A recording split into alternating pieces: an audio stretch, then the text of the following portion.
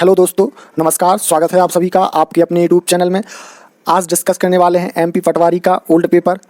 ठीक है दोस्तों, तो आप वीडियो को पूरा जरूर देखिए दोस्तों। तो अगर दोस्तों आप चैनल पर पहली बार आए हैं तो प्लीज़ चैनल को सब्सक्राइब जरूर कर लें और साथ में बेल बटन जरूर दबाएं, जिससे कि आपके पास हर अपडेट पहुँच सके। तो दोस्तों डिस्कस करने वाले हैं एमपी पटवारी का ओल्ड पेपर। ठीक है, ये जो पेपर है दोस्तों, ये एमपी पटवारी का जो 2017 का पेपर है। ठीक है, और ये 15/12/2017 का पेपर डिस्कस करने वाले हैं। ठीक है, सबसे पहले हम डिस्कस करेंगे जनरल नॉलेज के 20 क्वेश्चन। ठीक है, जनरल नॉलेज के 20 क्वेश्चन डिस्कस करने वाले हैं।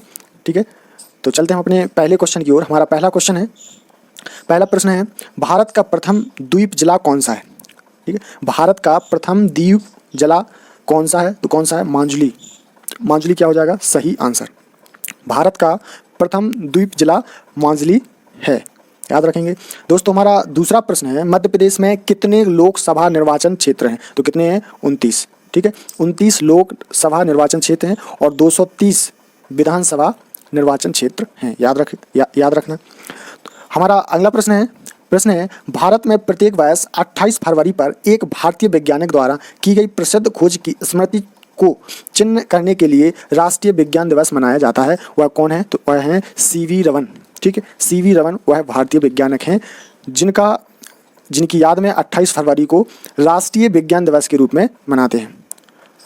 हमारा प्रश्न है, कौन से विटामिन में एक धातु घटक होता है? तो विटामिन B12। ठीक है, विटामिन B12 में एक धातु घटक होता है। हमारा अगला प्रश्न है, संयुक्त राष्ट्र महासभा की पहली महिला अध्यक्ष कौन थी? तो इसका सही आंसर होगा विजय लक्ष्मी पंडित। विजय लक्ष्मी पंडित संयुक्त राष्ट्र महासभा की पहली महिला अध्यक्ष थी, याद रखेंगे दोस्तों। हमारा अगला प्रश्न है, अंतर्राष्ट्रीय मातृ पृथ्वी दिवस प्रत्येक वर्ष 22 अप्रैल को मनाया जाता है। ठीक है, प्रत्येक वर्ष 22 अप्रैल को मातृ पृथ्वी दिवस मनाया जाता है, अंतर्राष्ट्रीय। ठीक है, अंतर्राष्ट्रीय मातृ पृथ्वी दिवस 22 अप्रैल को मनाया जाता है। दोस्तों हमारा प्रश्न है, भारत के राष्ट्रपति द्वारा जारी अध्यादेश की अधिकतम अवधि 6 माह और 6 सप्ताह हो सकती है। मोस्ट इंपोर्टेंट प्रश्न है, भारत के राष्ट्रपति द्वारा जारी अध्यादेश की अधिकतम अवधि 6 माह या 6 सप्ताह हो सकती है, याद रखेंगे दोस्तों। हमारा प्रश्न है, सितंबर 2017 में भारतीय नौसेना को सौंपी गई भारत की पहली स्वदेशी निर्मित पनडुब्बी का नाम क्या है? तो INS कलवारी। ठीक है, क्या है? INS कलवारी। दोस्तों आप ये पूरा वीडियो जरूर देखें, क्योंकि इस पूरे वीडियो से 10 से 20 क्वेश्चन आने वाले एग्जाम में पूछे जा सकते हैं। तो ये वीडियो बहुत इंपॉर्टेंट होने वाला है, तो वीडियो को अंत तक जरूर देखिए। ठीक है दोस्तों, आपसे रिक्वेस्ट है कि वीडियो को लाइक करें और चैनल को शेयर करें और सब्सक्राइब जरूर कर लें। दोस्तों हमारा प्रश्न है, निम्नलिखित में से किस अधिनियम के तहत जलियांवाला बाग नरसंहार करवाया गया था? ठीक है, तो इसका करेक्ट आंसर हो जाएगा रॉलेट अधिनियम 1919।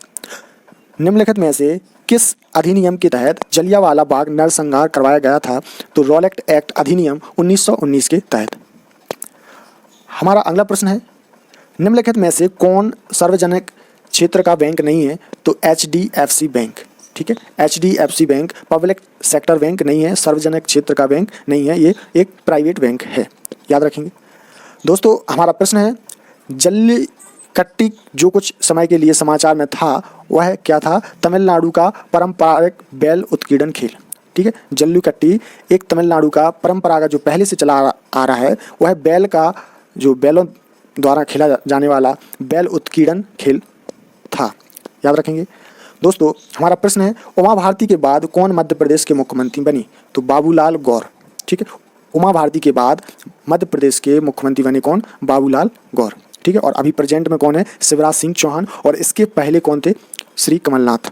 ठीक है दोस्तों, हमारा अगला प्रश्न है, भीमबेटका गुफाएं किस जिले में स्थित हैं? तो ये रायसेन में। ये जो प्रश्न है दोस्तों कई बार और कई एग्जाम में पूछा गया प्रश्न, व्यापम का फेवरेट भी कह सकते हैं कि भीमबेटका गुफाएं किस जिले में स्थित है? तो रायसेन जिले में स्थित हैं।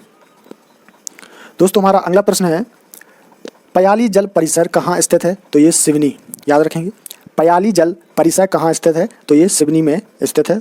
ठीक है दोस्तों, हमारा प्रश्न है, मालगुडी डेज के लेखक कौन है? तो R.K. Narayan. R.K. Narayan Malgudi days के लेखक हैं। तो दोस्तों एक अंतर्राष्ट्रीय या राष्ट्रीय दिवस से एक क्वेश्चन पूछा जाता है, ठीक है। इसके अलावा एक कोई भी लेखक की कोई पुस्तक है राइटर की, उसके बारे में ऑथर का पूछा जाता है, ठीक है। तो आप ये सभी लोग पढ़ लीजिए। दोस्तों हमारा प्रश्न है, वर्तमान जिला कटनी निम्नलिखित जिलों में से किसका पहले से एक हिस्सा था? तो इसका सही आंसर हो जाएगा जबलपुर, ठीक। जबलपुर वर्तमान जिला कटनी निम्नलिखित में से किसका पहले से एक हिस्सा था? तो किसका था दोस्तों? जबलपुर इसका सही आंसर हो जाएगा। दोस्तों हमारा प्रश्न है, छतरपुर का प्रसिद्ध धनुषधारी मंदिर अलीपुरा में स्थित है। जो छतरपुर का प्रसिद्ध धनुषधारी मंदिर है वो अलीपुरा में स्थित है, याद रखेंगे। दोस्तों हमारा प्रश्न है, आगरमालवा में कौन सी नदी बहती है? तो छोटी काली सिंध। आगरमालवा में छोटी काली सिंध नदी बहती है, याद रखना। दोस्तों हमारा प्रश्न है, निम्नलिखित क्षेत्रों में से किसमें मध्य प्रदेश सरकार द्वारा कालिदास पुरस्कार नहीं दिया जाता है? ठीक है, तो आप याद रखना कि पुरस्कार से भी 1 से 2 प्रश्न पूछे जाते हैं, तो आप जितने भी पुरस्कार हैं आप उसको पढ़ लीजिए, ठीक है। तो यहाँ पूछा है कि निम्नलिखित क्षेत्रों में से किसमें मध्य प्रदेश सरकार द्वारा कालिदास पुरस्कार नहीं दिया जाता है? तो किसमें नहीं दिया जाता है? पोएट, ठीक है, कविता में कालिदास पुरस्कार नहीं दिया जाता है। दोस्तों हमारा जनरल नॉलेज का लास्ट प्रश्न है, ठीक है। ओलंपिक पदक जीतने वाली पहली भारतीय महिला कौन है? तो कौन है? कर्दम मल्लेश्वरी, ठीक। कर्दम मल्लेश्वरी ओलंपिक पदक जीतने वाली पहली भारतीय महिला हैं, तो याद रखना है, ठीक है। दोस्तों इसके बाद general math and general aptitude, इसके भी 20 प्रश्न पूछे जाते हैं और 20 नंबर, ठीक है, 20 प्रश्न 20 नंबर के, क्योंकि इसका टोटल 100 मार्क्स का पेपर आता है। तो अभी हमने देखा कि जनरल नॉलेज के 20 प्रश्न थे, तो 20 नंबर वो हो गए। और general math and general aptitude इसके भी 20 क्वेश्चन पूछे जाते हैं, जिसमें से 10 मेरे ख्याल से मैथ के क्वेश्चन होते हैं और 10 रीजनिंग के होते हैं, राइट। तो इसको हम डिस्कस करने वाले हैं, इस प्रकार के प्रश्न पूछे जाते हैं, ठीक है। तो स्पेस कम होने की वजह से इसको हम सॉल्व करना थोड़ा कठिन हो जाता है, ठीक है। इसके लिए हम अलग से एक वीडियो लाएंगे मैथ के लिए, ठीक है। इसके बाद हम देखेंगे जनरल हिंदी। जनरल हिंदी के 20 प्रश्न पूछे जाते हैं और 20 नंबर का होता है, ठीक है। तो जनरल हिंदी, सामान्य हिंदी को पढ़ने वाले हैं। हमारा पहला प्रश्न है, जो व्यंजन अल्प प्राण नहीं है उसे अलग कीजिए। तो इसमें कौन नहीं है? खा, ठीक है। जो व्यंजन अल्प प्राण नहीं है उसे अलग करना था, तो इसमें का, खा, गा, घा है। तो जो खा है हमारा वो क्या है? अल्प प्राण नहीं है, ठीक है। हमारा अगला प्रश्न है, व्याकरण के विभाग हैं कौन सा? तो उपयुक्त सभी, केवल वर्ण विभाग, केवल शब्द विभाग, केवल वाक्य विभाग, ये सभी हैं, ठीक है। ये व्याकरण के विभाग हैं, तो याद रखना। दोस्तों हमारा प्रश्न है, इनमें अयोग्यवाह्य स्वर हैं, तो क्या कौन सा है इसमें? आ। अंग क्या हमारा इसमें अयोग्यवाह्य स्वर है, ठीक है। दोस्तों हमारा प्रश्न है, अशुद्ध शब्द है, तो इसमें दयालु शुद्ध शब्द है, शिशु भी शुद्ध शब्द है, कृपालु भी शुद्ध शब्द। जो आंसू है वो क्या है? अशुद्ध शब्द है। ये आंसू नहीं होता, आंसू होता है, ठीक है। तो ये हमारा क्या हो जाएगा? गलत हो जाएगा, अशुद्ध हो जाएगा।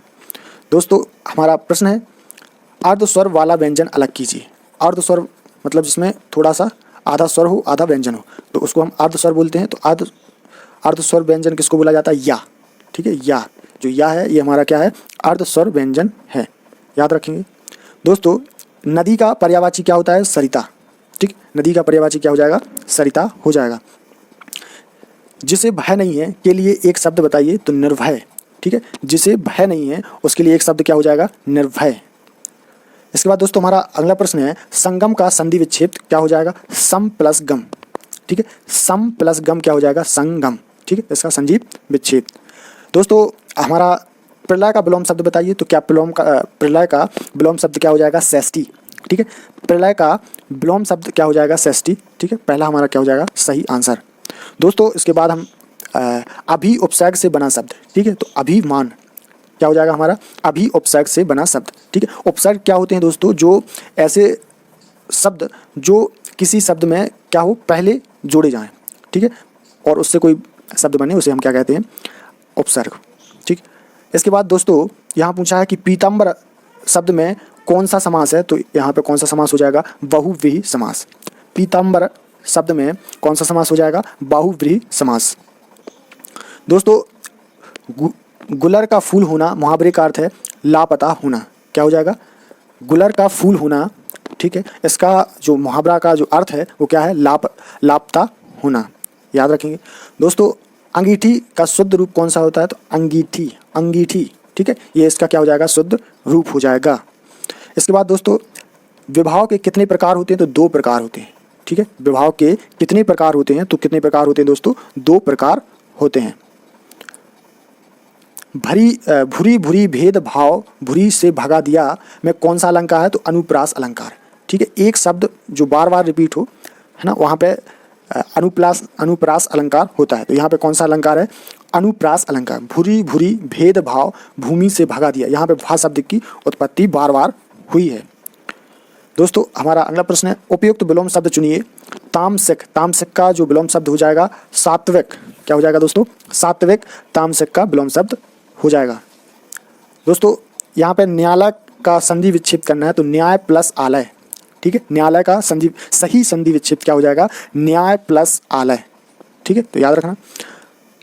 अगला है, उल्लेखित पंक्तियों में विवत्स रस वाली पंक्ति को चुनिए। ठीक है, तो यहाँ पे आप इनको पढ़िए। ठीक है, और विवत्स रस कौन सा हो जाएगा हमारा, ऑप्शन तीसरा। स्वान अगुरिन काटी काटी के खात विदारता, सिर पर बैठो काय खाए देव खात निकारता। ठीक है, ये हमारा क्या हो जाएगा, सही आंसर। इसके बाद दोस्तों यहाँ क्या पूछा है, नहीं पराग नहीं मधुर महु, नहीं विकास दही काल, अली कली ही सौ विधियों आगे कौन हवाल। इन पंक्तियों में प्रयुक्त छंद का नाम बताएं। तो ये दोस्तों क्या हमारा दोहा है।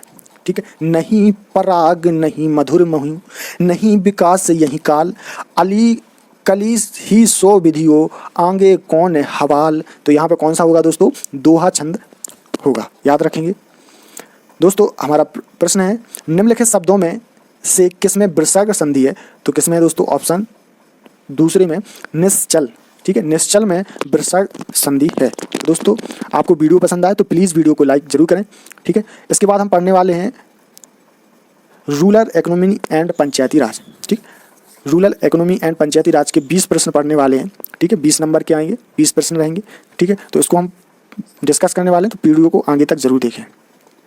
दोस्तों हमारा इसमें पहला प्रश्न है, विशेषज्ञ समूह रंगराजन पैनल के मुताबिक 2011-12 में गरीबी रेखा से नीचे आबादी का अनुमानित प्रतिशत अखिल भारत था, तो 29.5 था। कितना था दोस्तों, 29.5 हमारा क्या हो जाएगा करेक्ट आंसर।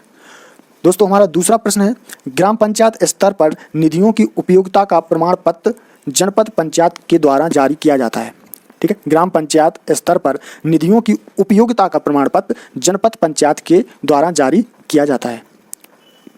हमारा प्रश्न है, निम्नलिखित में से कौन जिला पंचायत का सदस्य नहीं बन सकता, तो इसमें ग्राम पंचायत का अध्यक्ष है वो जिला पंचायत का सदस्य नहीं बन सकता। कौन नहीं बन सकता दोस्तों, ग्राम पंचायत का अध्यक्ष।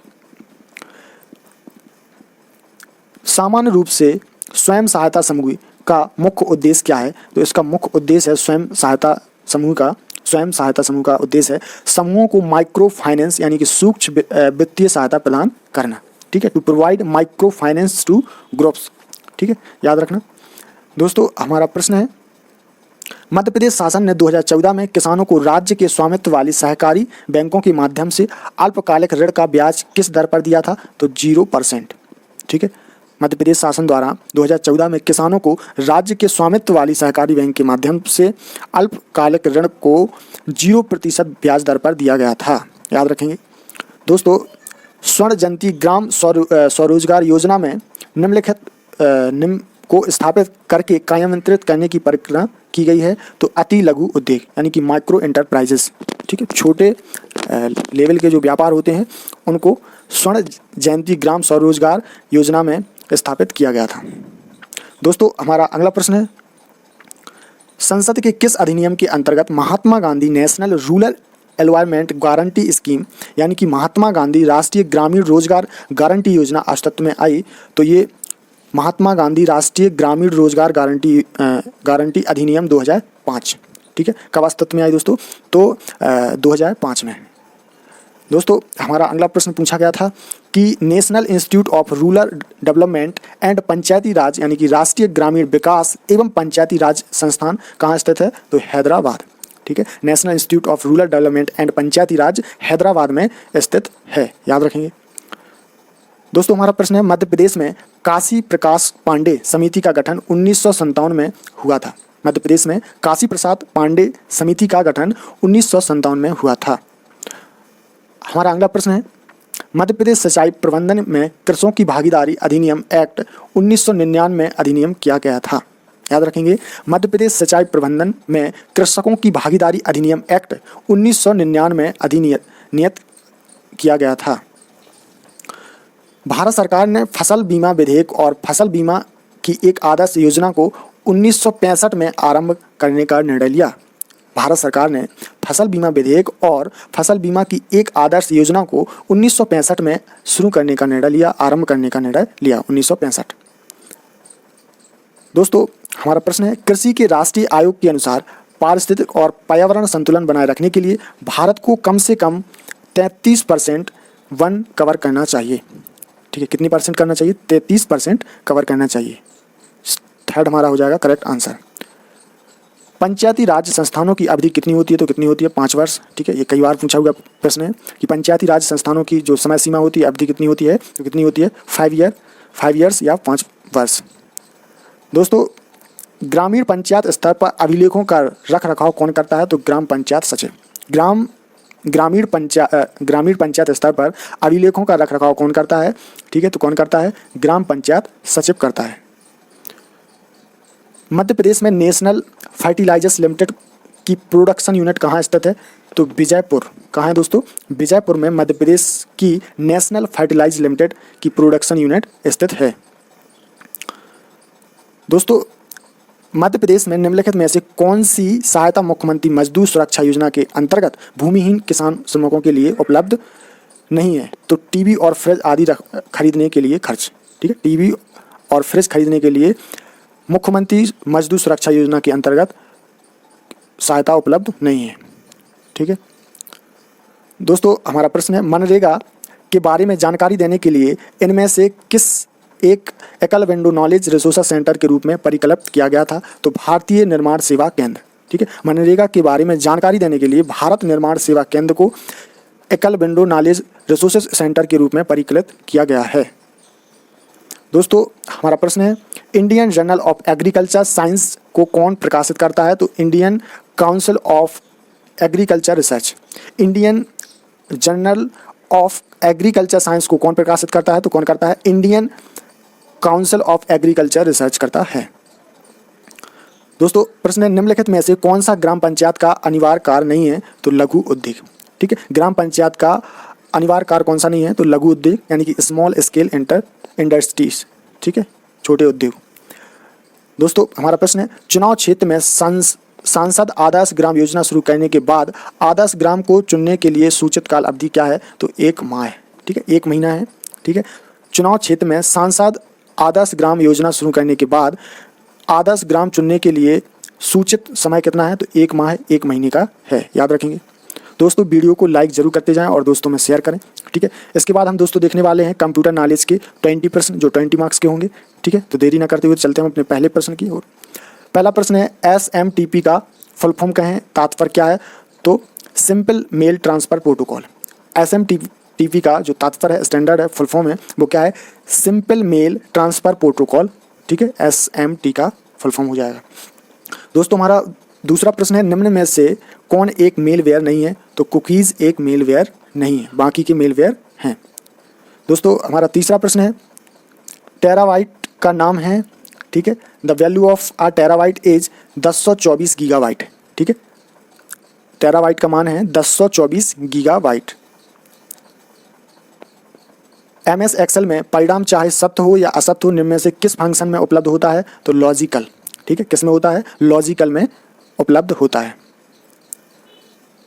प्रश्न है दोस्तों, MS एक्सेल में प्रतीक इस टाइप का हो। ठीक है, जैसे कि स्क्वायर होता है, वर्ग होता है, किसका संकेत करता है? तो यह ऑटो सम का यानी कि स्वतः योग का संकेत करता है, निर्देश करता है। ठीक है, MS एक्सेल में।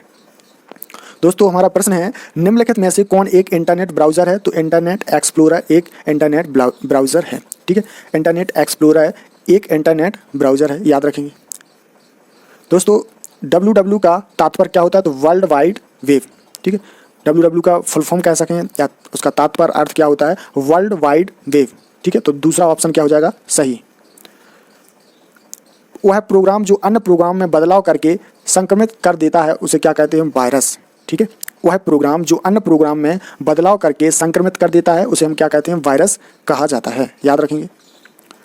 दोस्तों प्रश्न है, MS एक्सेल 2007 में पंक्ति तथा स्तंभ के शीर्षकों को उनके स्थान पर स्थित करने के लिए ताकि वे वर्कशीट को स्क्रॉल करने पर स्क्रॉल ना हो तो किस कमांड का उपयोग करेंगे, तो इसमें करेंगे हम व्यू मेन्यू पर फ्रीज मेंस कमांड का, ठीक है। किसका करेंगे, फ्रीज पेनस कमांड का, ठीक है। दूसरा हमारा क्या हो जाएगा, सही आंसर हो जाएगा। दोस्तों हमारा प्रश्न है, MS वर्ड 2007 में आप ड्रॉप कैप के लिए कितनी विभिन्न स्थितियां सेट कर सकते हैं, तो 2। कितनी कर सकते हैं, 2, नन पोजीशन को छोड़ करके, ठीक है, एक्सक्लूड नन पोजीशन। दोस्तों नेटवर्क में कंप्यूटर लोकल नेटवर्क से बाहर तब तक एक्सेस नहीं किया जा सकता है जब तक कि इंट्रानेट की अनुमति ना दी जाए। प्रश्न है, नेटवर्क में कंप्यूटर लोकल नेटवर्क से बाहर तब तक एक्सेस नहीं किया जा सकता है जब तक कि इंट्रानेट की अनुमति ना हो, तो पहला ऑप्शन हमारा सही हो जाएगा। MS वर्ड एप्लीकेशन में पंक्तियां तथा स्तंभों की न्यूनतम संख्या कितनी होती है, तो 1:1, ठीक है, एक होती है, एक हमारा पंक्ति होती है और एक हमारी स्तंभ होता है, एक रो एक एंड कॉलम। MS वर्ड में प्रिंट प्रीव्यू का क्या उपयोग होता है, तो यह देखना कि प्रिंट करने पर डॉक्यूमेंट कैसा दिखेगा या कैसा दिखाई देगा, ठीक है। इसलिए MS वर्ड में प्रिंट प्रीव्यू का ऑप्शन होता है, उसमें हमें ये बताता है कि यह देखना कि प्रिंट करने पर डॉक्यूमेंट कैसा दिखाई देगा। दोस्तों हमारा प्रश्न है, वाईफाई का पूर्ण रूप, वाईफाई का फुल फॉर्म क्या होता है, तो वायरलेस फिडेलिटी, क्या होता है, वायरलेस फिडेलिटी वाईफाई का फुल फॉर्म होता है, तो दूसरा हमारा क्या हो जाएगा, सही आंसर। दोस्तों निम्नलिखित में से कौन सी मेमोरी परिवर्तनशील होती है, तो रैम, ठीक है, रैम मेमोरी होती है। मेमोरी 2 प्रकार की होती है, रोम और रैम, ठीक है। मेनली होती है प्राइमरी और सेकेंडरी, ठीक है, जिसमें रैम जो मेमोरी होती है वो कैसी होती है, वॉलेटाइल यानी कि परिवर्तनशील होती है। रैम का फुल फॉर्म होता है रैंडम एक्सेस मेमोरी। दोस्तों हमारा प्रश्न है, वह बार जो डॉक्यूमेंट में आपका वर्तमान स्टेटस दर्शाती है तो उसको बोलते हैं स्टेटस बार, ठीक है। वह बार जो डॉक्यूमेंट में आपका वर्तमान यानी कि प्रेजेंट का स्टेटस दर्शाती है उसे हम क्या कहते हैं, स्टेटस बार, याद रखेंगे। दोस्तों हमारा प्रश्न है, कोई उपयोगकर्ता URL के माध्यम से वेबसाइट को सीधे एक्सेस कर सकता है, कोई उपयोगकर्ता URL के माध्यम से वेबसाइट को सीधे एक्सेस कर सकता है, तो पहला हमारा सही आंसर हो जाएगा। दोस्तों हार्ड कॉपी शब्द का उपयोग इसे परिभाषित करने के लिए किया जाता है, तो प्रिंटेड आउटपुट, किसको परिभाषित करने के लिए किया जाता है, हार्ड कॉपी का प्रिंटेड आउटपुट को परिभाषित करने के लिए किया जाता है। दोस्तों प्रश्न है हमारा, MS एक्सेल में कुछ सेलों को छोड़कर और कंटेंट को जुड़ी हुई सेल के माध्यम में रखने के लिए किस टूल का उपयोग किया जाता है, तो प्लाइटमेंट टैब के मर्ज एवं सेंटर आइकॉन पर क्लिक करके इसका उपयोग किया जाता है, तो चौथा हमारा क्या हो जाएगा, करेक्ट आंसर, ठीक है, 4 ऑप्शन इज करेक्ट। दोस्तों हमारा लास्ट प्रश्न है, MS वर्ड 2007 में एक डॉक्यूमेंट से कॉपी या कट किए गए भाग को अन्य डॉक्यूमेंट में पेस्ट करने के लिए निम्नलिखित में से कौन सी शॉर्टकट की का उपयोग किया जाता है, तो Ctrl+V, ठीक है, Ctrl+ दोस्तों V का उपयोग किया जाता है जब भी हमें कोई एक कॉपी या कट किए बिना, ठीक है, उस डॉक्यूमेंट को हम किसी दूसरी जगह क्या कर सकते हैं, सेव कर सकते हैं, पेस्ट कर सकते हैं, तो Ctrl+V उसकी शॉर्टकट की होती है। तो दोस्तों उम्मीद करते हैं कि आपको हमारा वीडियो पसंद आए, तो प्लीज़ वीडियो को लाइक करें और दोस्तों में शेयर करें और प्लीज़ हमारे चैनल को सब्सक्राइब जरूर कर लें, ठीक है दोस्तों। फिर मिलेंगे एक ऐसे ही ओल्ड पेपर के साथ। जय हिंद, नमस्कार।